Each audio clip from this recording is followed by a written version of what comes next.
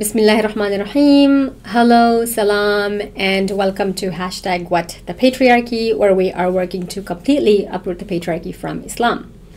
#Inshallah and #Islamic Feminism Zindabad. Today's episode is going to be about the most popular topic that is related to Islam. Unfortunately, the hijab or the veil, the thing that Muslim women cover their hair with sometimes. When Muslim women talk about the hijab, they usually ask if it's obligatory. Does Islam require that we cover our hair? In other words, will God punish us if we don't? The quick answer to that is no, it's not obligatory, and no, God will not punish you if you don't cover your hair. The long answer is throughout this video. We usually talk about it if we are pressured to do so by Muslims or by non-Muslims. Are we supposed to cover? Why do we cover it? Why don't we cover our hair? Do we also cover our hair when we're in the shower? Aren't we hot in the hijab? And so on. No matter what we do, no matter what Muslim women do, our decision is always political. It's always some political statement, open to speculation, somehow never the correct choice or the correct decision, the correct thing to do. And somehow it is a statement on all Muslims, on all Muslim women, and all of Islam. When Muslim men talk about the hijab, it's usually to either say that we are supposed to be wearing it, so basically mansplaining, and I don't care if it is your favorite male scholars saying this, that's still mansplaining, or to praise us for wearing it. And the irony here is that the comment usually is about modesty, but it usually goes something like, oh, you look so pretty in a hijab. Or to challenge us and say that we are not supposed to be wearing it, so why are we wearing it? Basically reducing what a woman does and does not do to whether we have to do something. So basically more mansplaining. And I don't trust men's opinions on the hijab without an exception. And you shouldn't either. So the good ones will just say that we can't, these good men cannot speak on the issue of hijab. Not only do they have no experience with it, but it's not their place to speak on it. And if they're male scholars of Islam, whom I also don't recommend listening to or trusting too much, by the way, they're probably not scholars anyway. But in that case, the good ones, the legitimate scholars of Islam, should give you a wide range of opinions on the hijab. And their individual opinions are also irrelevant. When non-Muslims typically ask about the hijab or talk about it, they usually want to know why women cover their hair, or they want to pity us for wearing it, or they want to defend us. I haven't seen much nuance in the ways that non-Muslims talk about the hijab. It's either it is oppressive or it is liberatory. There's an in-between there, and it's a little more complicated than being simply a source of liberation or a source of oppression, and that's entirely what this video is about. These folks, most of the non-Muslims that I have experience with, they do associate the hijab with the ultimate symbol of oppression, and they associate this oppression only with Islam and with Muslims. Nuns, for example, or other Christians around the world who also wear the hijab, Jews also wear it, Hindus and Sikhs, they also cover their hair. So many people that I'm going to talk about in a bit. But nobody seems to associate oppression with anyone else, just with Muslims. And BT dubs, if you're not Muslim and you associate the hijab with oppression and the repression of female sexuality, then you are buying into colonialist ideas of the veil, and you should correct that like yesterday. There's a lot of references that I'm going to provide in the description of this video that you can turn to for a more complicated, more complex conversation on the hijab. But let me not get too ahead of myself here. What I'm going to do first is to answer the question of why Muslim women might cover their hair, choice or whatever. My intended audience there is primarily non-Muslim. But for the remainder of the episode, my intended audience is primarily Muslims. Non-Muslims are still welcome and very much encouraged to listen, but don't you dare misunderstand anything that I say here or take it out of context and claim that Islam is patriarchal because, you know, the hijab. When my whole argument in this channel, if you've watched any of my episodes, is that patriarchy, not religion, is the root cause of problems that women and LGBTQ people around the world face. And whatever problem you can find in Islam that's related to patriarchy, I guarantee you it exists in every other religion, including in other religions' scriptures too, sometimes in identical ways. And then after the question of why do Muslims or why might Muslim women cover their hair, I will address the historical background of the veil. Where did it originate? How? Why? What did it mean historically? And then we'll talk about the Quran and what it has to say about the veil, and maybe some hadiths as well, because hashtag Islam. And then I'll give you some random thoughts about the hijab here and there as well. Oh, and just so we're clear, by hijab or veil here, I'm talking about only the head covering. I'm not talking about the face covering or a full body covering. I think that most Muslims today understand that face coverings are not required in Islam, even if some totally false translations of the Quran might say things like, so women have to cover everything except one eye so they can see the road. What the hell is up with that? So why do Muslim women wear it? Why do other Muslim women not wear it? For all kinds of reasons. Some believe that it is an expectation from God herself. Others don't believe that. They don't believe it's a requirement or an expectation from God. But they do believe that it is a great symbol of modesty. Some believe both. Some feel more pious, more religious that way. Some do it to resist the sexualization and the objectification of their female bodies if they do not wear the hijab. Because in patriarchies everywhere, we are expected to look sexy and show skin, and wearing the hijab, according to this group of people, depending on how you wear it, of course, but for some women, it helps to prevent feeling objectified. For other Muslim women, it is an assertion of their Muslim identity, especially in a context where their Muslim faith is constantly on trial, or where they are marginalized or persecuted for being Muslim. So the hijab there becomes a form of resistance to oppression and marginalization. For other women, it represents solidarity with those oppressed and marginalized groups because of their Muslim identity. So all kinds of reasons. It's never simply we have to or we don't have to, or we do it because pressure, or we do it because modesty. It's a lot more than that. In my opinion, though, the way that Muslim patriarchy talks about the hijab and requires that it be worn in a very ridiculous effort to completely erase the woman's body and the woman from the public view means to me that the hijab also can be understood as rooted in sexualization. Your body is inherently an object of desire by certain people who are allowed to desire your body. The responsibility basically falls on the person wearing the hijab rather than the onlooker, men, who are considered too irresponsible and are excused for being too irresponsible to respect a woman's choice not to wear it, or to respect a woman's body without a head covering or without any body covering. And I think that if it's about identity, which I completely agree is totally a valid thing and everything, but I have to ask, how are Muslim men supposed to display their identity? How do they display solidarity with marginalized people? I ask this because I'm not okay with the fact that the burden of representation of identity and culture and faith falls on women in every patriarchy all over the world, not just among Muslims. And as for the question of choice, do Muslim women cover their hair because they choose to, or are they being forced to by someone or some deity out there? The answer to that question is it depends on so many factors. But before I get to those, I want to unpack the word choice here. What exactly makes something a choice? And why are we so obsessed with it? I think it's a very recent thing that we're obsessed with choices. As long as you choose to do something, no matter what it is, no matter its impact, it's okay and it's valid. But the problem with thinking that something is okay, no matter what it is and no matter its impact, just because a person chooses to do it, is that we aren't contending with the fact that choices do not occur in a vacuum. And what I mean by this is that choices don't come out of nowhere. They're always response to something. They are informed by various factors like experiences, expectations, ideas of what is normal, what is not normal. And in many cases, the same choices that we make in one particular time or one particular place would be completely inappropriate or invalid or illogical or probably not safe in a different time or in a different place.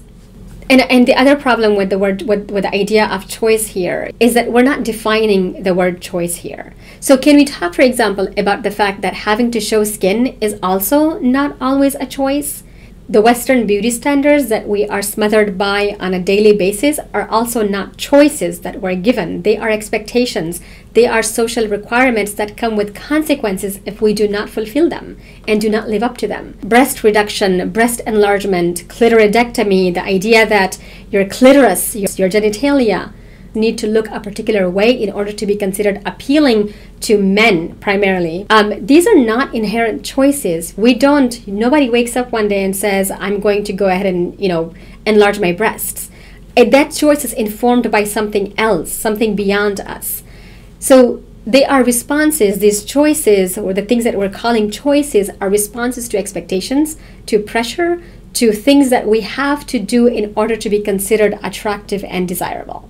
And this sexualization, by the way, begins so early on that if you pay attention to what toddler female babies and little girls who have no breasts at all, who have completely flat chests, are still socially required to cover their chest when in public. And you have to understand, this is actually not a universal thing. It's not a natural or normal thing to expect little babies or baby girls who have no breasts, who are completely flat-chested, to cover their chest. Because when I was a kid in Pakistan, my male cousins and I would go swimming in the public topless, and it was not considered weird or normal. It would have been more weird to actually cover our breasts when we didn't have any. So choice, I want you to interrogate that some more. Question what you are taught is a choice and what isn't.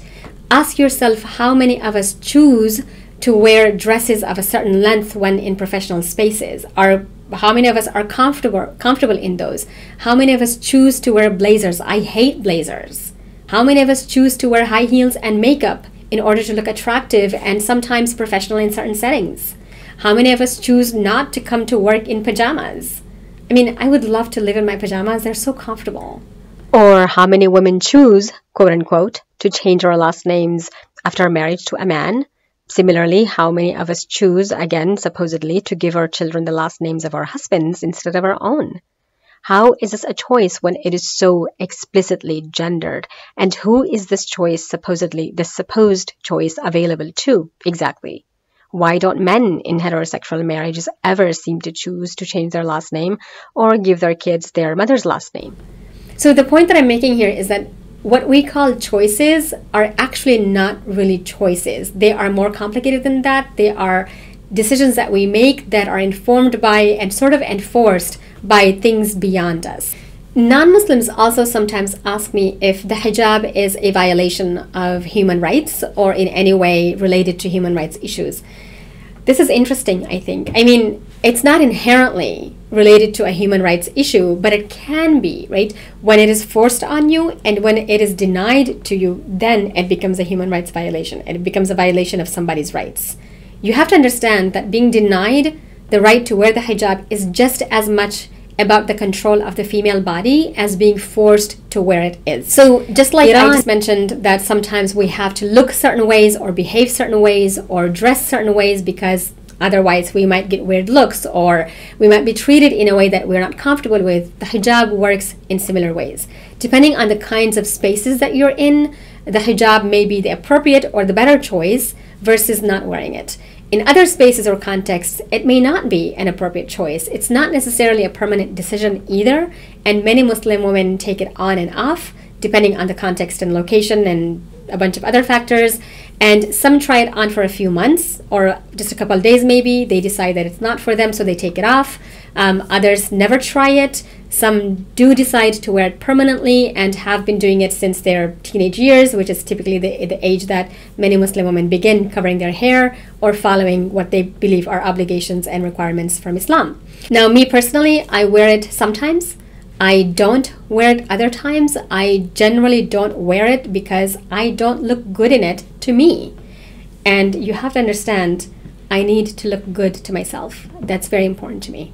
Now for the history. So first, head coverings have been historically a thing in so many cultures and religions and communities around the world, and it still is in many of them.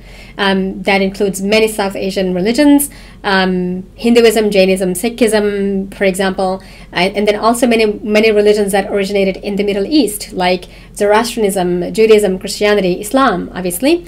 Most cultures around the world have thought that the head needs to be covered, and actually not just women's head, but also men's heads. So think, for example, about the Kippah, which is an Orthodox Jewish practice. It's basically a small cap that men wear on their heads, which at least for some Jews represents the idea that there is a God above you. And so it is supposed to indicate humility, piety, modesty, etc., and awareness of God.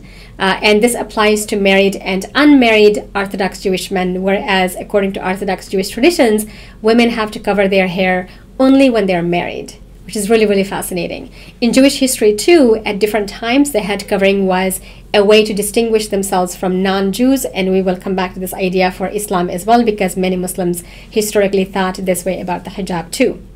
And in Islam too, in many Muslim cultures, men are socially expected and maybe religiously expected to cover their hair with something. Different kinds of cloths, with a cap or a hat. My dad, up until recently, I did not ever see him praying with his head uncovered. So he would always cover his hair when praying, and he would cover it with something called a topi, so a little cap thingy. A lot of Arab men in much of the Arab world cover their hair with something. And Christians too, many around the world and in the US up until this past generation of women had to cover their hair in some form in order to attend church. Many churches around the world still require that women cover their hair when entering the church. I had an experience with such a church in the Republic of Georgia in the summer of 2019. So for me, given that so much of human history, the idea of a covering on the head has been so prominent, it's not at all unusual or weird or silly that the Islamic tradition too interpreted Quranic verses on covering and modesty to mean that covering the head for women is required. But the good thing is that that was never God talking, that was men talking. And the good thing also is that we don't have to listen to those people. Now let's talk about where the hijab comes from. This is incredibly offensive because patriarchy, but here's the fact. Historically, it is about hierarchies. Covering your hair in your body was about hierarchies, maintaining those hierarchies. It was about power. It was about status. Who is better than whom? Whose body is the public entitled to, seeing and observing and watching and admiring, and whose it was not entitled to doing so. So rich and upper class women wore the veil because they had to, because that meant that they were being hidden from the public view. The rich woman's sexuality and body was too sacred and too private to be available to the public. But the poor woman's was, So poor women and women who had to work outside of the home, they were not expected to cover their bodies the same way that rich women were. And what I'm about to say next is also very offensive. So enslaved women were not allowed, they were forbidden to cover their bodies, not just their hair, but also their breasts. And this is connected to being seen as an object, being seen as property, being bought and sold, and the person who was buying you needed to know what they were getting into. Very, very incredibly offensive and unacceptable things. There are reports attributed to the Khalifa Umar in which he punishes a woman who is enslaved or a slave woman for covering her body with a jalbab or a hijab. Some say the hijab. So how dare a woman beautify herself with the hijab, with a covering? How dare she be dolled up? He uses language that indicates beautifying her body with the jalbab. And he's really angry that a slave woman is being permitted to cover her body. In another report, Omar literally hits a woman who is enslaved because he sees her covering her head. And he says, "You're not supposed to cover your head. Stop pretending to be a free woman." It's a whole mess. And this idea that enslaved women were not to cover their body like free women were is completely normalized historically. It's a normalized thing in Assyrian laws, in ancient Middle Eastern laws. It sometimes came with very violent punishments for those who broke this rule. And here's a very fascinating thing.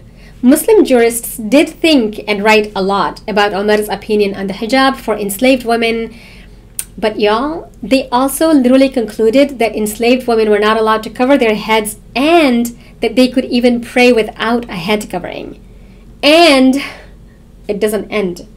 That they could also walk topless in public. They did not have to wear a top at all. in public. In fact, some made such offensive comments like the enslaved woman is offensive in a shirt if she's wearing a top. An enslaved woman's awra was historically identified as differently than that of the free woman's awra. Awra is an Arabic word that literally means something that has to be covered. It includes genitalia or private parts, but it generally refers to anything that a person is supposed to cover out of shame or whatever in front of others. And some reports even describe the whole woman as awra.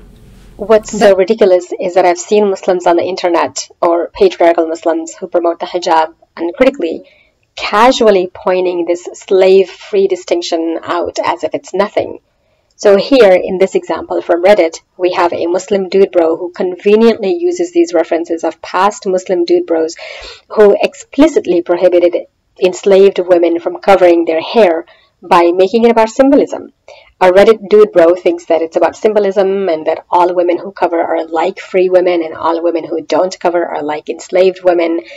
But he's not doing his homework or his research, and he isn't understanding what his patriarchal ancestors actually said and meant. These quotes are nothing to be proud of. We cannot be throwing them around like they just mean to show how important covering is, because it's not what they're doing. What they actually meant to do was to pit women against each other and create a hierarchy that's non-existent in the Quran. When I die, I'm going to tell on these patriarchal enslaving men and their supporters, whom some Muslims mistakenly identify as scholars and authorities of Islam, when they're clearly, objectively not legit scholars or legit authorities in Islam. Certainly should not be considered such. But all of this said, fortunately, the Islamic tradition is diverse and there are multiple opinions on almost anything, not on everything. And so the idea that enslaved women must not wear the hijab when praying isn't shared by all scholars. So many scholars claimed that an enslaved woman could cover the rest of her body, but not her hair. So all this to say that the things that you've been taught about the hijab, about the Islamic view on the hijab, is probably wrong. And it's not about modesty, like we're taught it is. It's the rules are different for free and enslaved women, and they're also different for young and older women. So fun fact here, did you know that women who are considered not sexually desirable and postmenopausal don't have to cover their hair? So yeah, I have a friend who loves to troll people with this. When she attends Islamic events or conferences and there's young girls and boys giving her weird looks because how dare she not cover her hair in this Islamic setting, she tells them, well, technically Islam allows me not to cover my hair anymore because I'm old and sexually not desirable. This is not a Quranic thing, it's something in the fiqh. Bottom line is, historically, both in Islam and outside of Islam, ideas of covering are rooted in a person's status in society, whether you're free, whether you're enslaved, a concubine, a rich person, a poor person working outside of the home, and so on. They're also rooted in specific groups of men's assumptions about what is desirable and not desirable in a woman, and therefore requiring for that desirable thing to be covered. Now for the Quran. What does the Quran say about covering the head or wearing the hijab? I should probably note here that the Quran doesn't use the word hijab to mean a head covering. It actually uses it to mean a curtain, a barrier, and the word appears a few times in the Quran, like in Surah Maryam and in the context of the Prophet's marriage to Zainab. This doesn't mean, however, that because the Quran doesn't use it in that way, we can't either. Language is a fascinating thing, and meanings and uses of words change all the time. And this is one example of it. I think the logic of the evolution of the meaning of hijab to the way that we use it today can be explained as follows. The hijab as a head covering indicates the barrier between the woman who's wearing the hijab and the source, the outside world, right? So the hijab becomes a barrier between her and the rest of the world, but the rest of the world here symbolizes evil, temptation, all things bad. So it becomes symbolic. Surah Nur, chapter 24, and Surah Al-Ahzab, chapter 33, are where we read about what we call the hijab today. And here's what those verses, commonly believed falsely to be about the head covering, say. So Surah 24:31, which is a continuation of 24:30, in which God has just told men to lower their gazes reads, "And say to the believing women that they should lower their gaze and guard their private parts," the Arabic here is furujahunna, that they should not display their beauty. Beauty here, the Arabic is zina, except what must ordinarily appear thereof, or except what is apparent. The Arabic here is illa ma zahara minha, that they should draw their khimar over their breasts and not display their beauty. Other translations say make their outer garments hang low over them. The Arabic here is zina, except to their husbands, their fathers, their husbands' fathers. The list goes on and includes women, men who have no physical desires of women, and this is very important because that includes gay or queer people, queer men, or small children who have no sense of the shame of sex. The Arabic word here actually for the shame of sex is the word awra. And that they should not strike their feet in order to draw attention to their hidden ornaments. The Arabic here again is zina. And it goes on. That's the most relevant part of the verse. And then chapter 33, verse number 59 reads, "O Prophet, enjoin your wives, your daughters, and the wives of the believers, that they," and the translations differ on this, but some say should draw their veils over themselves. Other translations say that they make their outer garments hang low over them. Some translations actually use the words when abroad, but that's not in the text itself. And the Quran continues, "That is most convenient that they be distinguished and not be harmed." And sometimes harmed here, the Arabic for which is yu'dayna, is translated as harassed or molested, or so that they're identified. And I'm going to add here verse number 3360 because it is directly related to 3359, but no one ever talks about it. 3360 says that the men who keep harassing women, right, because of whom apparently 59 was just revealed, will be banished if they continue to cause harm. Now, before we take a moment to process these verses, let me give you a couple of quick definitions. The Arabic word khimar that is used here, it has too many conflicting definitions that include just a piece of cloth, including even a tablecloth, a piece of cloth that covers just the head, a piece of cloth that covers the head and breasts and the face, and so on. In reality, we actually don't know what the khimar was supposed to cover and what it must have looked like in the 7th century. We just know that it was a covering. And in the Arabic, the other word that is relevant here is jilbab. So and I'm using here Khalid Abu-Fadl's definition of the word, and I'm going to give you a link to Khalid Abu-Fadl's fatwa on the hijab as well, because he also argues that it's not mandatory. So he defines jilbab as any outer garment worn by men or women that covers unspecified parts of the body. So it's, again, another kind of covering. Scholars have historically debated. If you look at any tafsir tradition or the fiqh on covering on jalbabs, you'll see that there is very little agreement on what exactly these terms mean and what exactly a woman is supposed to cover. And this idea of the zina or beauty or charms of a woman has been discussed extensively by male Muslim scholars in the past and today. Their definitions vary. For some of them, it includes kajal or kuhl or kohl eyeliner, basically, for a woman, any accessory like jewelry, or even the clothes that she's wearing if they're pretty, because then they need to be covered up by another layer of clothing, or of covering. Some schools of Islamic law literally required women to cover their faces because the whole face, would have thunk, is awra too. Covering rules or modesty rules are so complicated even further because at Hajj, all of this changes. Many of the scholars who required the covering of the face for women actually forbade women to cover their faces when at Hajj. Khalid Abu-Fadl has a fatwa on the hijab that I'm going to give a link to in the description. And he too reads these verses to mean that the head covering is not required. To quote him on Quranic verse 3359, he says, "The only thing that the verse allows us to say conclusively is that Muslim women are called upon to draw a piece of cloth, khimar, over the juyub or their bosoms. Whether it covered the hair or the face, we don't know."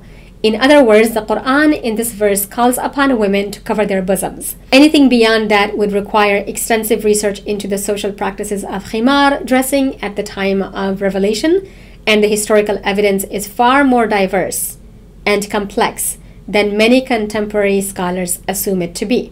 But I want us to get out of this discussion and from these two Quranic verses and their translations and interpretations is that interpretation is a very, very human process.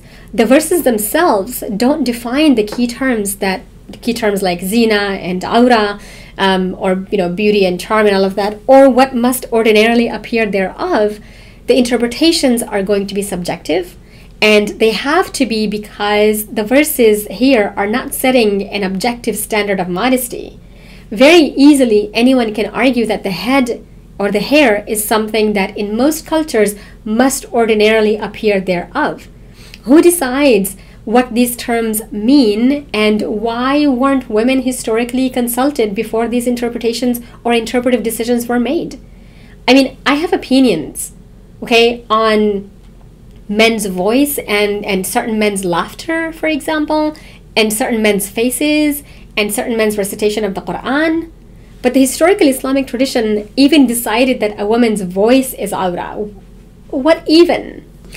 And this is why we have to be critical about the positionality of the people who created, often literally invented these rules, their identity, their experiences, their assumptions, their biases, the impact that these particular rules would have on them and or on the people who these rules were being created for. Cis heterosexual men in a specific time period, a specific culture, with a specific worldview and a specific set of realities, making decisions about what is and isn't attractive in a woman, what is charming and what is not charming and desirable in a woman. Where are the women's opinions about, I don't know, how attractive a man's voice can be, and therefore they should not be allowed to recite the Quran in public because #male awra, so the listener can concentrate. #asking for a friend. In terms of the context of these verses, we actually can't know that for sure for any verse really, but scholars have historically claimed that the context of Quranic verse 3359, the one about covering so that they're identified in a certain way, is that men were harassing women who weren't covered because these men didn't know that these women were free women. And so God sent the verses on women's covering, telling them to cover so that they can be identified as free women and not as slaves, and therefore must be respected and left alone. Do you not see the problem here? Like, that doesn't sound like God at all. The way that God talks about enslaved people in the Quran versus how Muslim male scholarship talks about enslaved people, especially enslaved women, is dramatically different. There is literally nothing in the Quran that suggests that free people and enslaved people are different, except, actually, this is a really important exception. The punishment for adultery for a free person versus an enslaved person. For the enslaved person who commits adultery, the Quran says that it's half that of whatever it is for the free person, which, by the way, is a separate topic, but clearly means that it's not stoning to death or death. So this whole explanation, right, this whole idea of, oh, this is a context, which I think too many people just accept without even thinking critically about, is totally suspect. Not to mention, of course, that it doesn't even address the problem at hand, which is men harassing women. And then, of course, such an explanation raises all kinds of problems and questions like, wait, how were women covering their bodies in public, actually? And why the need to make sure an enslaved woman is distinguished from a free woman? And is that giving men permission to go ahead and harass women because, hey, they're choosing to be viewed as similar to enslaved women? I mean, it's a whole can of worms here. But the good news is that this is not true. It's not from God. It's just some patriarchal, insecure men's opinions, and we know not to take those seriously. Other hadiths tell us that the Khalifa Umar, yes, he is everywhere, really kept begging Muhammad to make his wives cover, but Muhammad kept ignoring him. And then one night, Umar saw Sauda, who is a wife of Muhammad, who is said to have been very large. She was fat. And Umar tells her, hey, Sauda, I recognize you. And so the verses on women's covering were revealed to make women cover, and so that they not be recognized. This hadith is like everywhere in Bukhari. Now, don't tell me that we're just going to sit here and accept this as a legit thing that's okay, and not ask a bunch of questions here about the problem with Umar. And if this really happened, this is deeply problematic and insulting and not okay. You know, I think someone should compile, if they haven't yet already, a list of all of the hadiths that are attributed to Umar, all of the reports that are attributed to Umar, and check for his opinions on women and whether he's a reliable source of Islam or not, because we need to recognize that men who speak this way of women or about women or to women should never be trusted as authorities or sources of Islamic knowledge. Umar is also the same guy, by the way, who absolutely hated that his wife kept going to the mosque, and she knew he didn't like it, but she didn't care because she said, "Who are you to stop me when Allah has given me the right to go?" So the lesson that we can learn from Umar's wife here is that she didn't take his opinion seriously, and we shouldn't either. Trust her. So the bottom line here is that the Quran doesn't talk about the hijab in the sense of covering the head, but covering is, I want to say, understandably necessary from a religious perspective. I think that what we can conclude for sure from the Quranic verses on covering is that it's promoting an idea of modesty in the context of clothing, because of course modesty is beyond clothing. Sure, we can problematize these gendered notions of modesty, as well as this idea that women need to not bring too much attention to themselves. But before we do that, we'll have to acknowledge that this isn't something exclusive to the Quran or to Islam, and that only very, very recently, in like the last couple of decades, have we begun to give language to the patriarchy of asking women to be more modest than men are, or to not take up space and to not be drawing too much attention to themselves. Now back to the Quran though, the modesty doesn't look the same way everywhere in all times, and it shouldn't. So it doesn't provide specific guidelines like Muslim patriarchy does, which is for women to cover the outlines of their bodies and basically look very unappealing, because I'm sure, as we've all heard, a Muslim dude saying at some point to us, what's the point of the hijab if you're going to look that beautiful? As for other hadiths on the hijab or the covering of the body, there are a few that do mention covering the body. Some of them are very disturbing and should completely be discarded. And many of them supposedly explain the context of the hijab verses that I mentioned earlier. And the general context is that Umar was obsessed with making women cover, and no one listened to him. So God took his side and said, okay, women need to cover because Umar is right. So women should be hidden in public, the idea goes, in these particular hadiths. Objectively speaking, no one cares what any man thinks about women's covering, or we certainly should not. You know, also though, objectively speaking, men who want women to cover usually want us to cover because we are apparently a source of temptation for them. These men should be the ones to stay at home, never leave their homes, and not be visible in public so that they're not tempted, right? It should be on them. That's the obvious, natural, logical thing to do, since no matter what a woman wears, it's men who are the problem, right? They're the ones who are harassing us. They're the ones commenting on what we're wearing and not wearing. They're the ones who want us to cover. They're the ones who are raping us, right? So they should be the ones, they're clearly the problem. They should be the ones to stay at home and never leave their home so that we're all safer. And besides, even if hadiths do say that we have to cover our hair or our face or whatever else, so what if they say that women should cover their hair? Like, is that a universal and permanent rule? Or is it a statement on how women at that particular time probably covered or should be covering in their particular context? Because I reject the idea that Arab customs should be a source of Islam. I have my own culture, thank you.